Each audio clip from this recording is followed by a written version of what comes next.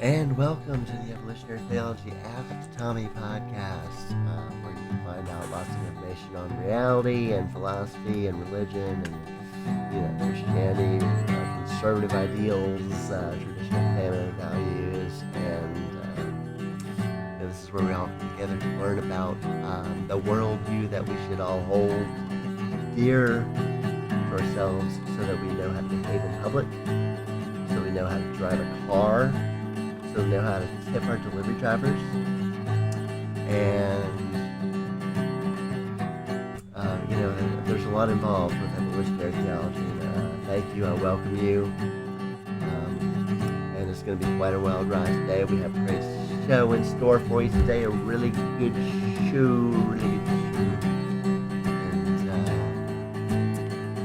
I guess we'll just get started there.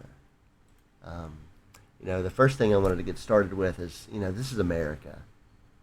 Citizens, true citizens of this country that came here legally and have lived here, have children here, lives here, family here, American citizens. It doesn't matter where you come from, because America is the melting pot, as it's so described. People come from everywhere to America. We're not our own country. We're our own country, but we're a country of countries. So, that number one puts us all at odds with each other. But I think, if we come together and all recognize each other who hold American citizenship or have the aspiration thereof, should be called nothing more than Americans. Do I call myself a European American because I have Western European roots? Some in India, some in Israel, mostly Western European. Do I call myself a Western European American? No. I'm an American. I was born in America. I live in America. I'm going to die in America. I'm an American. Is there African Americans? Well, were you born in Africa? Or were you born in America? I think you're an American. You know what I'm saying? Is there Indian Americans?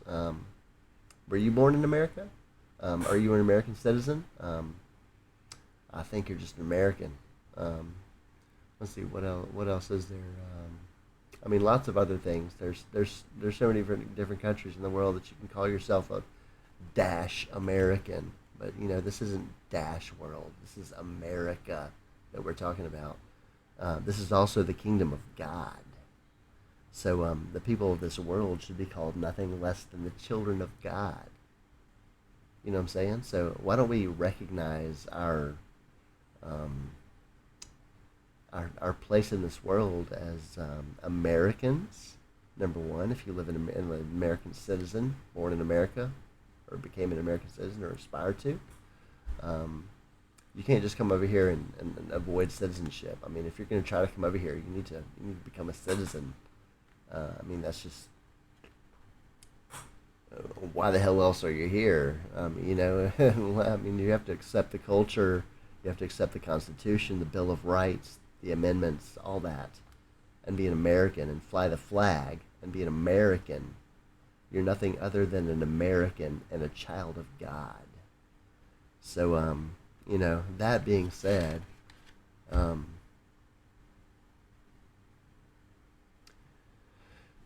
it's a dark future looking ahead. We've got the World Economic Forum company all banded together, trying to plan our future out for us. There's the central bank digital currency that's supposed to be coming our way. Then we have no say on how we spend our money, or how much we have, or how much we make, or anything like that. And if you want any liberties or freedoms, you're going to have to fight for it coming up in the next election, really, this year. Really, you're going to have to fight for an election to have freedom. Otherwise, we're going to become a socialist country. If you let the Democrats win, we're going to become a socialist country. I'm sorry, maybe some of you don't want to hear this information. You don't like politics spoken in philosophical arenas, but, you know, number one, Democrats hate America. There's even a book called that. You need to look it up. Thank you, Mary Jane. Hello. I know it. Lady Jane is the bird we currently have. Mary Jane had passed away. Lady Jane is the cockericky parakeet that we have. Let's see here. Oh, I'm in the way. There's a cage back there. Oh. But anyway, I don't know if you can see it or not. But anyway, there's a bird cage back there and a fish tank.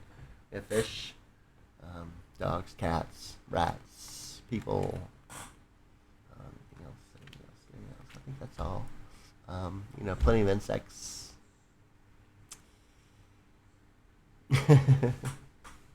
But yeah, I've been reading Glenn Beck's book called Dark Future, and there's really some disconcerting things about how the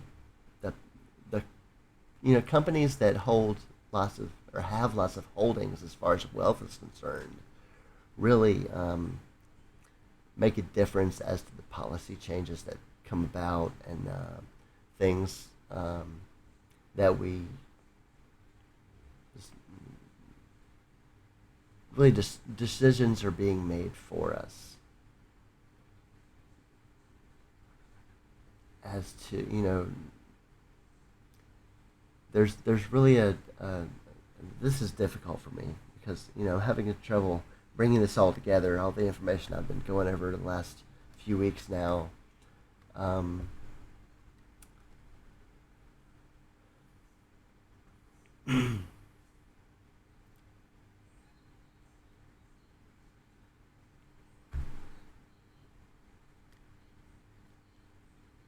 There's really a higher level of things going on here.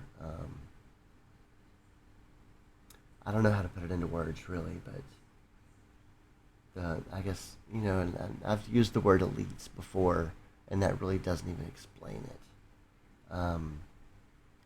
People with hundreds of billions of dollars are swinging around their influence. It's governments and corporations alike, and changing policy on people and designing, coming up, the artificial intelligence that, I'm just getting confused now. I hope you're as confused as I am because really, what I had to say, I had some notes, but there's so many of them, and they're so really ESG scores. Okay, let's talk about ESG scores. These are economic, social, and governance scores. So the more inclusivity you have, the more green energy ideals you have, the more, equitable ideals you have, the more marketing or money gets funneled your way as a large corporation. So there are, that's why Bud Light did the, I'm going to shut my mouth before I get in trouble. And that's, why we see all of the non-representative members of society being represented in all of our marketing. Because, they force the 1%. The 1% forces the other 1% on the majority. And, I don't really feel that's the way to go. I mean, equity, you're going to give people jobs because,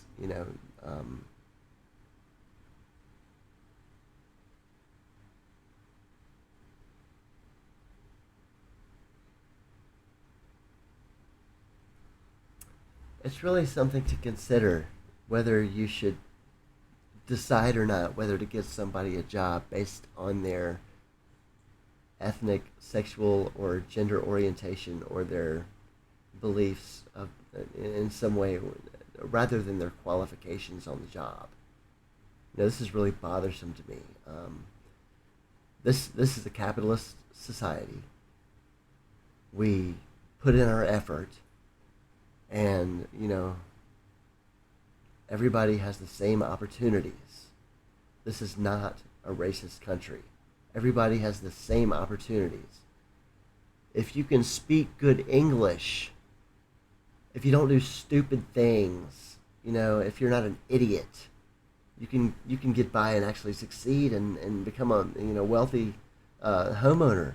They're trying to reduce the amount of homes owned in America by all these corporations and big management companies buying up all these homes to make people rent.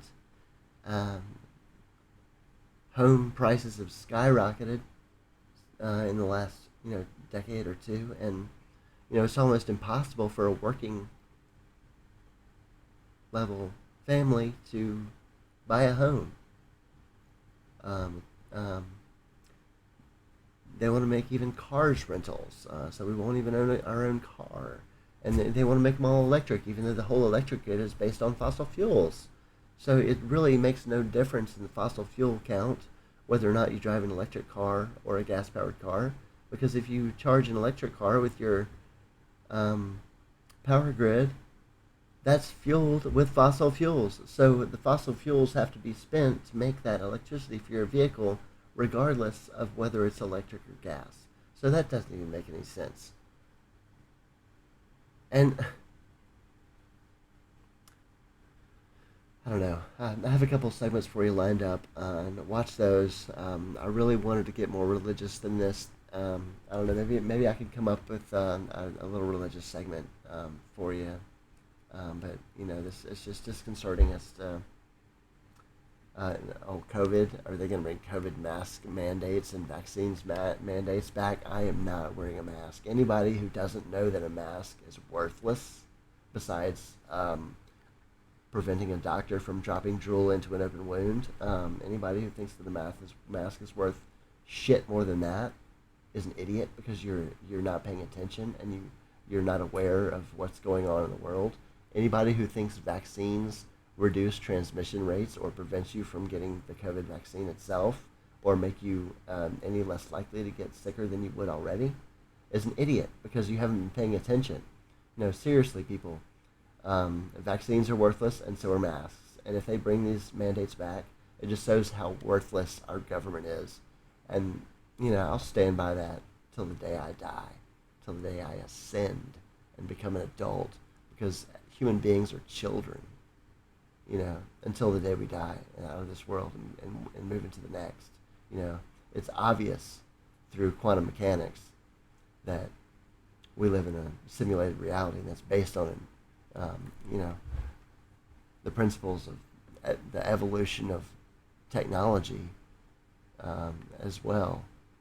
And so if you're not yet aware that reality doesn't exist when you're not looking at it, then you should be, because the progenitors of the Copenhagen interpretation. I say so that's a joke. Okay, the guys who made the Copenhagen interpretation are jokes. Okay, so they're saying when you look at something, it's there, but we're not necessarily saying when you don't look at it, it's not there. But they weren't necessarily saying that it is there when you're not looking at it. So it's a joke. It's just a play on words that makes you think, oh, hey, maybe everything is really there when I'm not looking at it, but no, it's not.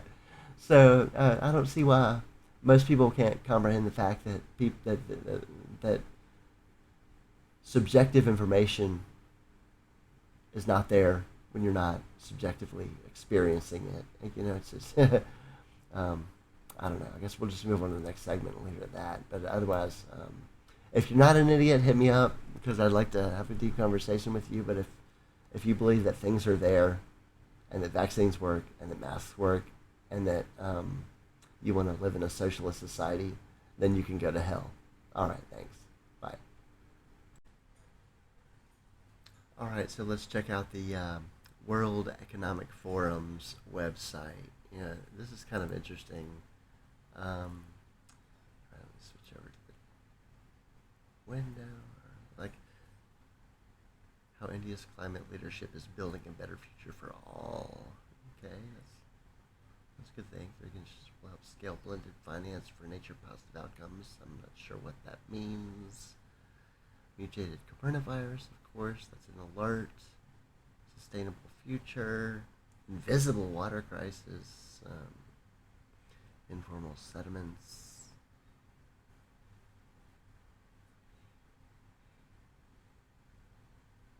New AI cybersecurity challenge. There was something I saw down. I just look at it a little bit earlier. Something's down here at the bottom that I wanted to check out with you as an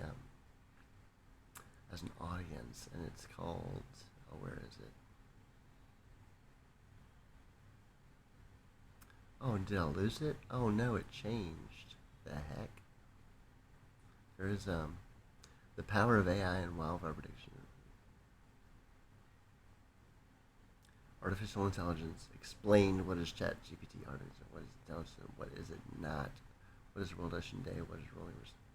No, there was an article I saw. It was talking about generative AI, and it said, "Oh, where was that? Oh my God, it disappeared. Oh, there it is. Okay, okay. All right. How can organizations prepare for generative AI? It's like even confusing from the actual wording that is typically used called artificial general intelligence. They're calling it generative AI. Now let's see what they mean by that.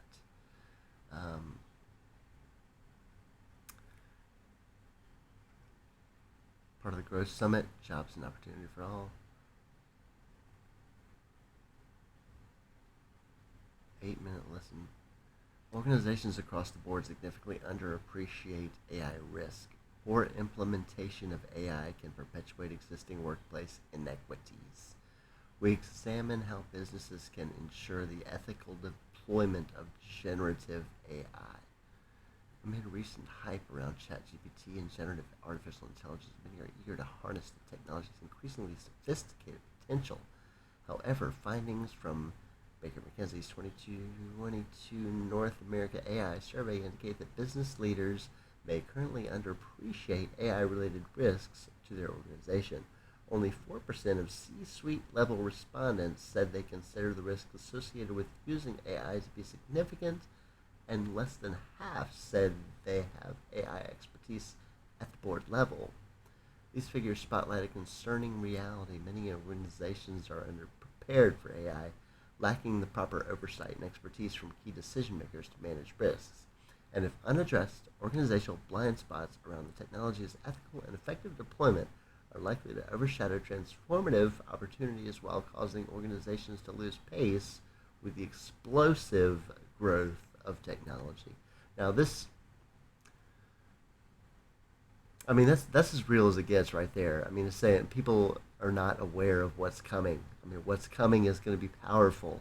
I mean, what we already see today is powerful, you know. So, what's coming in the near future, the next decade? Can you imagine people that are 40 years old or 50 years old? Do you see what's happened in the last 30 years? Well, imagine that happening like over again in like a very much shorter time span. You know, like we went from cell phones being non-existent to this. I had a dream last night about a mechanical supercomputer that just grew up out of the ground. That was insane. That was a scary dream. It was like, wow, this is power here. But you know, we really have to take note of this and think seriously about, you know, the coming trends, and not only trends but technologies that we can't even control the explosive nature of. You know, so what's coming is going to be amazingly powerful, and if you're not ready for it, you're going to be left behind. All right, thank you. All right, what I'm going to do now is search myself or evolutionary theology on Google through my account, and then switch accounts with another one on here on the computer and see what comes up at that point. So switching over to scene 2, and we've got window capture on Google. Let me find the window on my screen. And okay, so evolutionary theology. This is yeah. There's the red, white, and blue cross. That's okay. So we've got, of course, it refers to forms of religious self-reflection that are significantly shaped by the resources of evolutionary biology.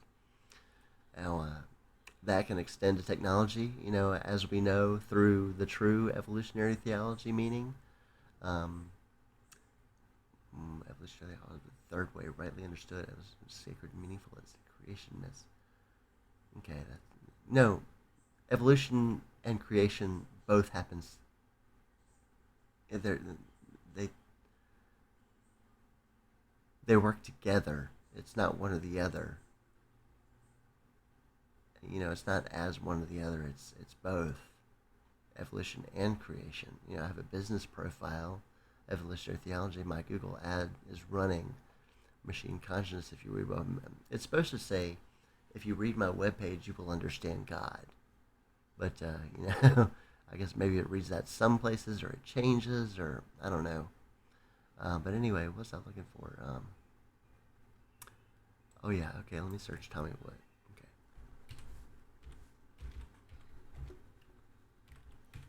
I remember from last time I had to put evolutionary theology in there, so not necessarily excited. Okay, so we've got TikTok, YouTube, YouTube, Facebook, Instagram, and that looks like about all of mine. Okay, so let's exit out of here. Exit out of here. Let's open back up.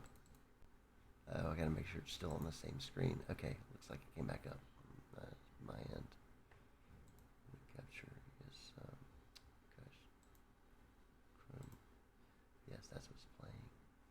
Okay, let's switch over to another account. Let's go to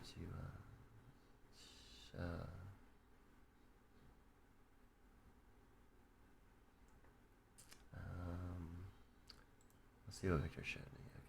Okay. Oh, come on. Got it. Did that for me before as well.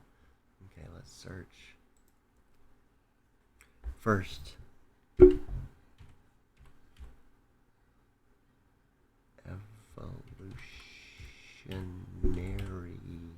See, it's not even in his search memory.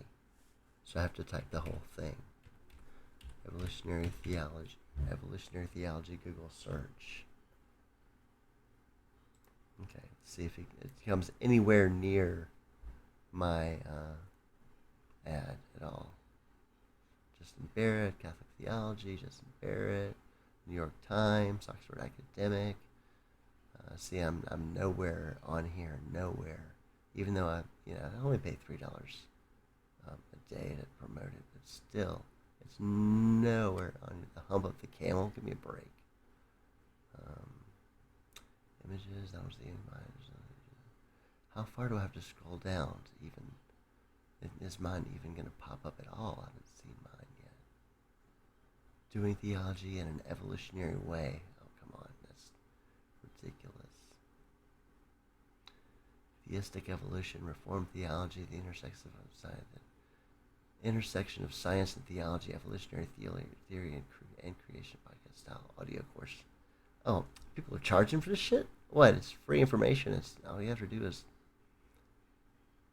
Oh my gosh, people are charging for this crap. I should start charging for my crap. That's all it is, crap. Everybody can learn it if they want to. But you see, I'm nowhere on here. Let's add my name in. Tommy Wood. Is it Woodard Woods? No, it's none of that. It's Tommy Wood. Okay, it does pull up YouTube, TikTok, YouTube. So once I put my name in there, Facebook, Instagram. Okay, once I put my name in there, it did come up with me, even on someone else's profile. So let's switch back to mine, Tommy, and then okay, let's go back to the camera. So yeah, that's if my name and evolutionary theology is put in the search query, then you can find me on most of my platforms. It looks like from I found that from Vic's Google account. So hopefully you can find it from yours. Otherwise, I mean, you must have already found my channel if you're watching this somehow, or must be connected in some way. But yeah, there it is, folks. All right, next segment. So this is a new segment I'm calling "Take Your Hair Down." So, what we're gonna do? I know it's recording. I don't need my headphones. We're gonna just do this, and we're gonna be like, we're gonna be free. We're gonna let loose. We're just gonna invite, that presence of universal consciousness.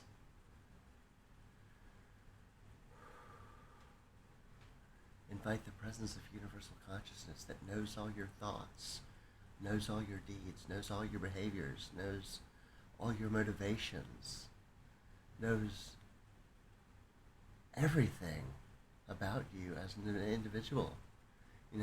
What we must recognize this knowledge base that exists about us. It's not just not the data that technology in this realm is collecting, but the data that God has on us. He knows our every single thought. God, just speak to God. God, speak to me. Ask God to speak to you, and He will.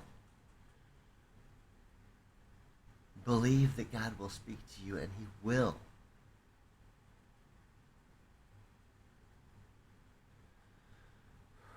Just feel the presence of that mind of the universal consciousness. The consciousness that created the climax universe that we exist within, and the Holy Trinity that exists above us, and Jesus Christ as our Lord and Savior. His life is written in the stars. The Mother Mary is the sign of Virgo, and that's just only touching a tip of the toe into the water,